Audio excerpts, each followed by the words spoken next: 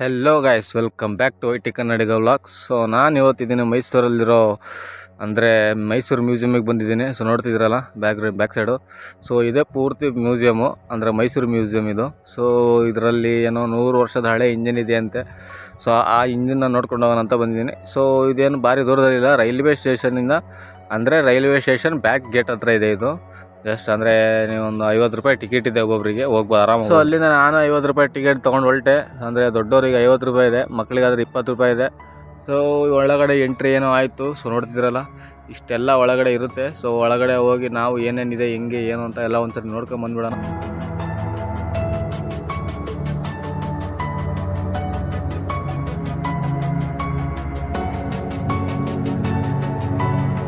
So guys, ಈ railway ಮ್ಯೂಸಿಯಮ್ನ ವಿಶೇಷತೆ ಏನಪ್ಪ ಅಂದರೆ, ಸೊ ಈ ಮೈಸೂರು ರೈಲ್ವೆ ಮ್ಯೂಸಿಯಮ್ನ 1979ರಲ್ಲಿ ಭಾರತೀಯ ರೈಲ್ವೆ ಸ್ಥಾಪಿಸಿತು ಅಂತ ಹೇಳ್ತಾರೆ. ಸೊ ಗೈಸ್, ಇದು ಭಾರತದ 2ನೆಯ ರಾಷ್ಟ್ರೀಯ ರೈಲ್ವೆ ಮ್ಯೂಸಿಯಂ ಅಂತ ಕರೀತಾರೆ ಇದನ್ನು. ಸೊ ಇದು ನಮ್ಮ ಮೈಸೂರಲ್ಲಿರೋದು, ನಮ್ಮ ಹೆಮ್ಮೆ. ಸೊ ಫಸ್ಟ್ನೇದು ಬಂದುಬಿಟ್ಟು ದೆಹಲಿಯಲ್ಲಿದೆ. ಸೊ ಸೆಕೆಂಡ್ ಒಂದು ಬಂದುಬಿಟ್ಟು ನಮ್ಮ ಮೈಸೂರು. ಸೊ ಇದನ್ನು 1979ರಲ್ಲಿ ಭಾರತೀಯ ರೈಲ್ವೆ ಅಂತ ರೈಲ್ವೆ ಅವರು ಸ್ಥಾಪಿಸ್ತಾರೆ.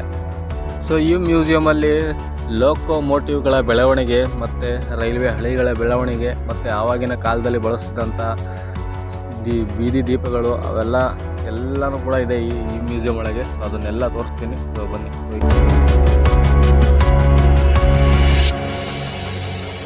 ಸೊ ಗೈಸ್, ಆವಾಗಿನ ಕಾಲದ ಹಳಿಗಳು ಮತ್ತು ಆವಾಗಿನ ಕಾಲದ ಹಳಿಗಳನ್ನು ಹೇಗೆ ಚೇಂಜ್ ಮಾಡ್ತಾಯಿದ್ರು ಅಂದರೆ ಕೈಯಲ್ಲೇ, ಅದನ್ನೆಲ್ಲ ತೋರಿಸ್ತೀನಿ. ಸೊ ಇವಾಗಿನೆಲ್ಲ ಬಟನ್ ಸಿಸ್ಟಮು. ಸೊ ಆವಾಗಿನ ಕಾಲದಲ್ಲಿ ಹೇಗಂದರೆ ಕೈಯಲ್ಲೇ ತಿರುಗಿಸ್ಬೇಕಿತ್ತು, ಅಂದರೆ ಹಳಿಗಳನ್ನು ಚೇಂಜ್ ಮಾಡಬೇಕಿತ್ತು. ಸೊ ನೋಡ್ತಿದ್ರಲ್ಲ, ಈ ಹಳಿಗಳನ್ನು ಈ ಪಕ್ಕದಲ್ಲಿ ನೋಡ್ತಿದ್ರಲ್ಲ, ಈ ಹಳಿನ, ಈ ಟ್ರೈನ್ ಬಂದಾಗ ಈ ಹಳಿಗಳನ್ನು ಈ ಕೈಯಲ್ಲಿ ಇದನ್ನು ತಿರುಗಿಸ್ಬೇಕಿತ್ತು. ಸೊ ಆ ತಿರುಗಿದಾಗ ಆ ಹಳಿ ಮೇಲೆ ಈ ಟ್ರೈನು ಚಲಾಯಿಸ್ಬೋದಿತ್ತು. ಸೊ ಇವಾಗಿನ ಕಾಲದಲ್ಲೆಲ್ಲ ಬಟನ್ ಹೊತ್ತದ ಇಡೀ ರೈಲ್ವೆ ಸ್ಟೇಷನ್ನೇ ಕಂಟ್ರೋಲ್ ಆಗಿ ತೆಗಿಬೋದು. ಸೊ ಆವಾಗಿನ ಕಾಲದಲ್ಲಿ ಥರ ಅಂದರೆ ಈಗಲೂ ಕೂಡ ರನ್ನಿಂಗ್ ಇದೆ ಒಂದೊಂದು ರೈಲ್ವೆ ಸ್ಟೇಷನ್ ಕಡೆ.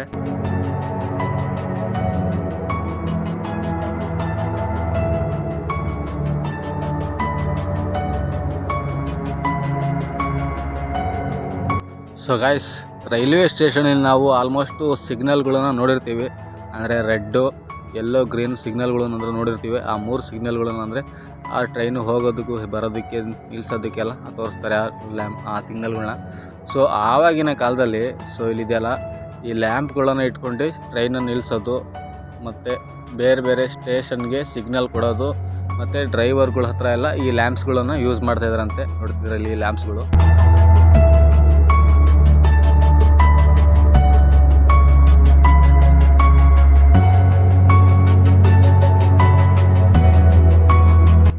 ಸೊ ಗೈಸ್, ಇದನ್ನು ನೋಡ್ತಿದ್ರಲ್ಲ, SM ಸ್ಕೇಡ್ ಅಂತ ಕರೀತಾರೆ ಇದನ್ನು. ಸೊ SM ಸ್ಕೇಡ್ ಅಂದರೆ ಸ್ಟೇಷನ್ ಮಾಸ್ಟರ್ ಸ್ಕೇಡ್ ಅಂತ. ಸೊ ಪೈಲಟ್ಗಳ ಹತ್ರ ಇರುತ್ತೆ, ಅಂದರೆ ರೈಲ್ವೆ ಚಾಲಕರ ಹತ್ರ. ಸೊ ಇದು ಸಿಗ್ನಲ್ಲು ಮತ್ತು ಸ್ಟಾಪ್ಗಳನ್ನು ತೋರಿಸೋದಕ್ಕೆ ಯೂಸ್ ಆಗುತ್ತೆ.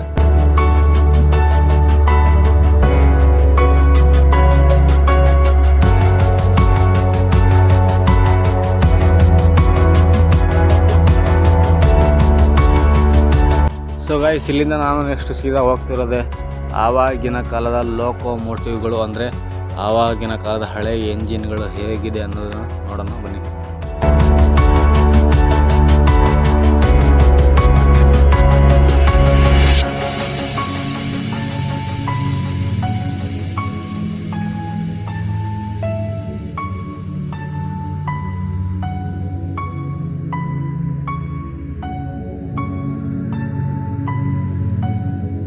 ಸೊ ಗೈಸ್, ಇದು ಆವಾಗಿನ ಕಾಲದ ಲ್ಯಾಂಡ್ ಫೋನು. ಸೊ ನೋಡ್ತಿರಲ್ಲ ಹೇಗಿದೆ ಅಂದರೆ ಇದು ತುಂಬ ಹಳೆಯದು.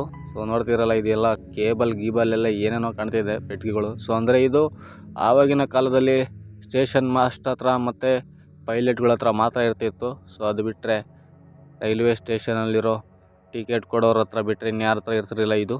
ನೋಡ್ತಿರಲ್ಲ. ಸೊ ಇವಾಗ ನಾವು ನೆಕ್ಸ್ಟ್ ಹೋಗ್ತಿರೋದೇ ಈ ಹಳೆಯ ಕಾಲದ್ದು ಟ್ರೈನು, ಬನ್ನಿ ನೋಡ.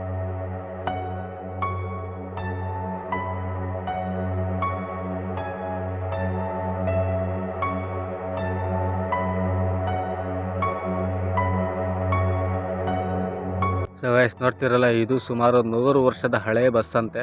ಸೊ ಇದು ಹೊಸಪೇಟೆ ಡಿಪೋಲ್ಲಿ ಇತ್ತಂತೆ. ಸೊ ಅಲ್ಲಿಂದ ಇಲ್ಲಿಗೆ ತಂದಿದ್ದಾರೆ, ಅಂದರೆ ಆವಾಗಿನ ಕಾಲದ ಬಸ್ ಅಲ್ಲ ಅಂತ ತಂದಿಟ್ಟಿದ್ದಾರೆ. ಸೊ ಇದಕ್ಕೂ ಕೂಡ ಅಂದರೆ ಹಳೆಯ ಅಂದರೆ ಟ್ರೈನಿನ ಚಕ್ರನ ಹಾಕಿ ಫಿಟ್ ಮಾಡಿಟ್ಟಿದ್ದಾರೆ. ಸೊ ಇದನ್ನು ನೋಡ್ತಿದ್ದಾರೆ. ಇದು ಅಂದರೆ ಇದೇನೆಂದರೆ ಸೊ ಆವಾಗಿನ ಕಾಲದಲ್ಲಿ ಹಳ್ಳಿನ ಒಂದು ಕಡೆಯಿಂದ ಮತ್ತೊಂದು ಕಡೆಗೆ ತೊಗೊಂಡೋಗೋದಕ್ಕೆ ಈ ವೆಹಿಕಲ್ನ ಯೂಸ್ ಮಾಡ್ತಾಯಿದ್ರು. ಸೊ ಇವಾಗಿನ ಕಾಲದಲ್ಲಿ ನೋಡ್ತಿರಲ್ಲ ಅದೇ ಥರ ಆವಾಗಿನ ಕಾಲದಲ್ಲಿ ಇದೇ ಥರ ಸೇಮ್ ಇದರಲ್ಲಿ ಹಳ್ಳಿಗಳನ್ನು ತೊಗೊಂಡು ಹೋಗ್ತಾಯಿದ್ರು. ಸೊ ಮತ್ತು ಇಂಜಿನ್ಗಳನ್ನು ಕೂಡ ಇದರಲ್ಲಿ ಎಳ್ಕೊಂಡು ಹೋಗ್ತಾಯಿದ್ರು. ಸೊ ಯಾವುದೇ ಥರದ ಅಪಘಾತ ಆದಾಗಲೂ ಕೂಡ ಇದನ್ನು ಬಳಸ್ತಾಯಿದ್ರು.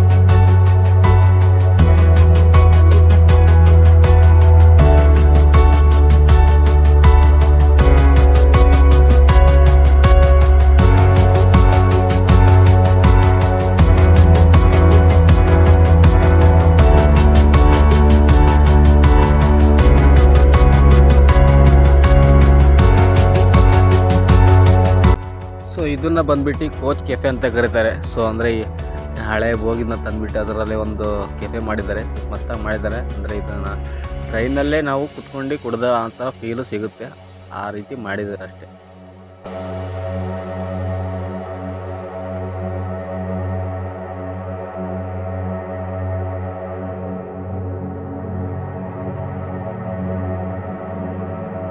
ಸೊ ಗಾಯ್ಸ್, ನಾವಿವಾಗಿರೋದೇ ಮೈಸೂರು ಮ್ಯೂಸಿಯಂ ಒಳಗಡೆ ಇರುವಂತಹ ಒಂದು ರೈಲ್ವೆ ಸ್ಟೇಷನ್ನ. ಸೊ ಅಂದರೆ ಇದು ಮಕ್ಕಳಿಗೋಸ್ಕರ ಅಂತ ಮಾಡಿರೋದು. ಸೊ ಚೆನ್ನಾಗಿದೆ. ಸೊ ನಾವು ಒಂದು ರೌಂಡ್ ಹಾಕ್ಕೊಂಬರೋಣಂತೆ ಬನ್ನಿ. ಸೊ ನೋಡ್ತಿರಲ್ಲ 50 ರೂಪಾಯಿ ಟಿಕೆಟು ಏನಕ್ಕಂತ ಕೇಳಿದ್ರಲ್ಲ, ಆ 50 ರೂಪಾಯಿ ಟಿಕೆಟು ಇದಕ್ಕೋಸ್ಕರ ಅಷ್ಟೇ. ಆ ಟ್ರೈನಲ್ಲಿ ಕೂತ್ಕೊಂಡು ಒಂದೆರಡು ರೌಂಡ್ ಹಾಕೊಂಬರ್ತಾರೆ, ಅಷ್ಟಕ್ಕೆ 50 ರೂಪಾಯಿ. ಸೊ ಗೈಸ್, ನೀವು ನೋಡ್ತಿದ್ರಲ್ಲ ಈ ಇಂಜಿನ್ 1900ರಲ್ಲಿ ಇಂಗ್ಲೆಂಡ್ನ WG ಬ್ಯಾಗ್ನಲ್ ಲಿಮಿಟೆಡ್ ನಿರ್ಮಿಸಿತು. ಸೊ ಇದನ್ನ ಕಲ್ಲಿದ್ದಲ ಬದಲಾಗಿ ಉರುವಲು ಅಂದ್ರೆ ಬೆಂಕಿ ಹಾಕ್ತಾ ಇದ್ರಂತೆ. ಸೊ ಆ ಬೆಂಕಿಯಿಂದ ಈ ಇಂಜಿನ್ ಚಲಾಯಿಸ್ತಾ ಇದ್ರಂತೆ. ನೋಡ್ತಿದ್ರಲ್ಲ, ಸೊ ಬೆಂಕಿ ಹಾಕಿದ್ರೆ ಮಾತ್ರ ಈ ಇಂಜಿನ್ ನಡೆಯೋದು.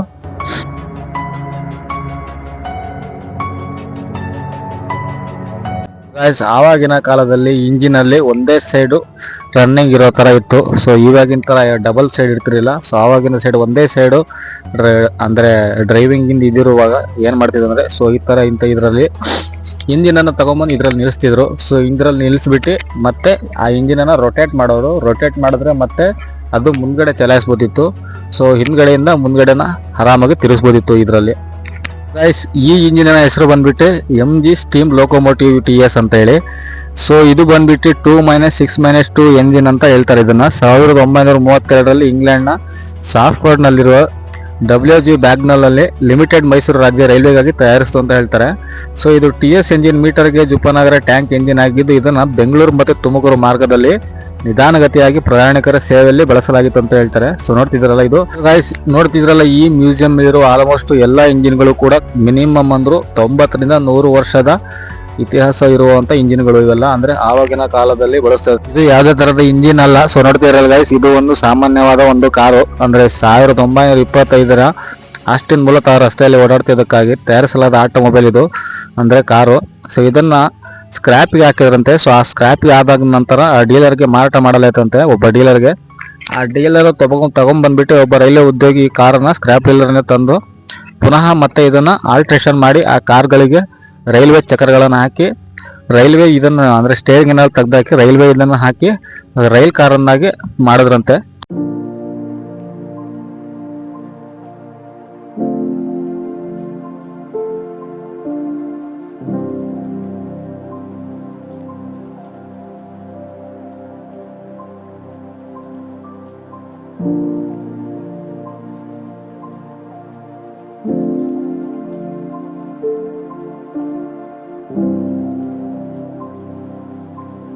ಇದು ಯಾವುದೇ ತರದ ಟ್ರೈನ್ ಅಲ್ಲ, ಅಂದ್ರೆ ಸಣ್ಣ ಮಕ್ಕಳಿಗಂತ ಮಾಡಿಸಿರೋದು. ಅಂದ್ರೆ ಆಟ ಆಡಕ್ಕಂತಾನೆ, ಅಂದ್ರೆ 50 ರೂಪಾಯಿ ಚಾರ್ಜ್ ತಗೊಂಡ್ರು ಅಂದ್ರಲ್ಲ ನೋಡಿ, ಈ ಟ್ರೈನಲ್ಲಿ ಕೂರೋದಕ್ಕಂತಾನೆ.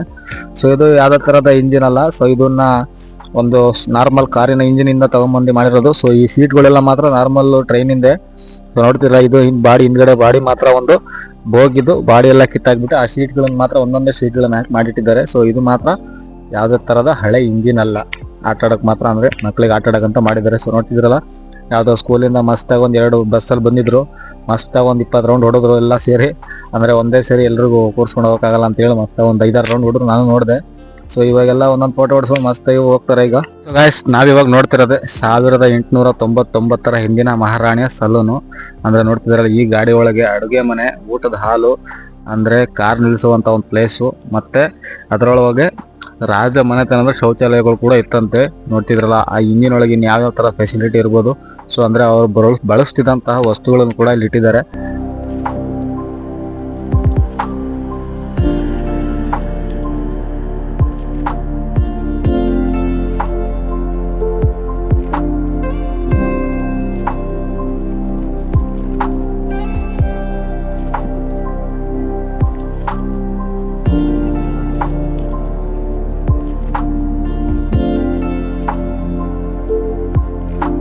ಸೊ ಗೈಸ್, ನೋಡ್ತಿದ್ರಲ್ಲ ಈ ಮ್ಯೂಸಿಯಂ ಒಳಗಡೆ ಬಂದ್ಬಿಟ್ರೆ ನಾವು 100 ವರ್ಷಗಳಲ್ಲಿ ಅಂದರೆ 100 ವರ್ಷದಲ್ಲಿ ನಾವು ಕಂಡದ್ದನ್ನು ಇಲ್ಲಿ ಆರಾಮಾಗಿ ಕಾಣಬಹುದು. ಅಂದರೆ 100 ವರ್ಷದಲ್ಲಿ ಯಾವ್ಯಾವ ಥರ ಚೇಂಜಸ್ ಆಗಿದೆ, ಯಾವ್ಯಾವ ಥರ ಡೆವಲಪ್ಮೆಂಟ್ ಎಲ್ಲ ಆಗಿದೆ ಅನ್ನೋದು ಇಲ್ಲಿ ನೋಡಿದ್ರೆ ಒಂದ್ಸರಿ ಬಂದ್ಬಿಟ್ರೆ ಗೊತ್ತಾಗ್ಬಿಡುತ್ತೆ. ಸೊ ನೋಡ್ತಿರಲ್ಲ ವೀಲ್ಗಳು ಕೂಡ ಯಾವ ಸೈಜಲ್ಲಿತ್ತು, ಅಂದರೆ ಈ ರಾಡ್ಗಳು ಕಂಬಿಗಳು ಅಷ್ಟೇ ಎಷ್ಟು ತೆಳ್ಳಗಿದ್ವು ಫಸ್ಟಿಗೆ. ನೋಡಿ ಇವಾಗ ಯಾವ ಥರ ದಪ್ಪದ ಕಂಬಿಗಳನ್ನು ಹಾಕಿದ್ದಾರೆ. ಸೊ ಇದು ಬೋಗಿ ಬಂದ್ಬಿಟ್ಟು ಜನಗಳಿಗೆ ಕರ್ಕೊಂಡು ಹೋಗ್ತಿದಾರಲ್ಲ ಪ್ಯಾಸೆಂಜರ್ಸ್, ಅದು ಜನರಲ್ಲು. ಸೊ ಇದು ಯಾವ ಥರದ ಇಂಜಿನ್ ಅಂತ ಗೊತ್ತಿಲ್ಲ, ಬಟ್ ಬಂದ್ಬಿಟ್ಟು ಸೊ ಇದು ಬಂದ್ಬಿಟ್ಟು ಲಂಡನ್ನಲ್ಲಿ ತಯಾರಿಸಿರೋದಂತೆ ಈ ಇಂಜಿನ್ನ ಬಂದ್ಬಿಟ್ಟು ನೋಡಿ.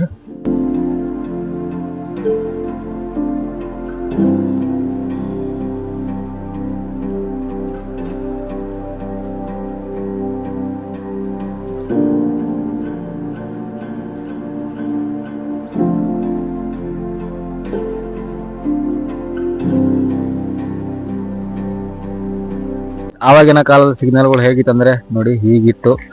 ಸೊ ಈ ಥರದ ಸಿಗ್ನಲ್ಗಳಿತ್ತು ಆಗ, ಅಂದರೆ 100 ವರ್ಷಗಳ ಕಾಲದಲ್ಲಿ. ಅಂದರೆ ಈಗ ಈ ಥರದ ಸಿಗ್ನಲ್ಗಳಿದೆ. ಸೊ ಎಷ್ಟು ಡೆವಲಪ್ಮೆಂಟ್ ಆಗಿದೆ ನೋಡಿ ಸಿಗ್ನಲ್ಗಳಲ್ಲೂ ಕೂಡ. ಸೊ ಬನ್ನಿ ಇನ್ನು ಏನೇನಿದೆ ನೋಡೋಣ.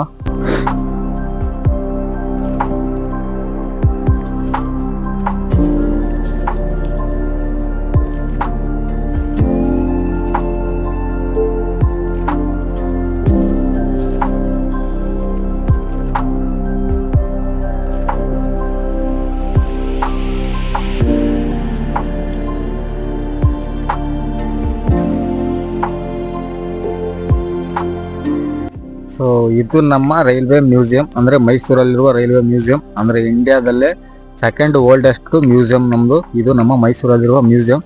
ಸೊ ಫಸ್ಟ್ ಒನ್ ಬಂದ್ಬಿಟ್ಟು ದೆಹಲಿಯಲ್ಲಿದೆ. ಸೊ ಸೆಕೆಂಡ್ ಒನ್ ಬಂದ್ಬಿಟ್ಟು ಈ ನಮ್ಮ ಮೈಸೂರು ಮ್ಯೂಸಿಯಂ. ಸೊ ನೋಡ್ತಿದ್ರಲ್ಲ ಎಷ್ಟು ವರ್ಷದ ಹಳೆ ಇಂಜಿನ್ಗಳನ್ನು ಕೂಡ ಸ್ಟೋರ್ ಮಾಡಿ ಇಟ್ಟಿದ್ದಾರೆ ಅಂತ. ಸೊ ಇಲ್ಲಿಗೆ ನನ್ನ ವ್ಲಾಗ್ನ ಕ್ಲೋಸ್ ಮಾಡ್ತಿದ್ದೀನಿ. ಸೊ ಬಾಯ್.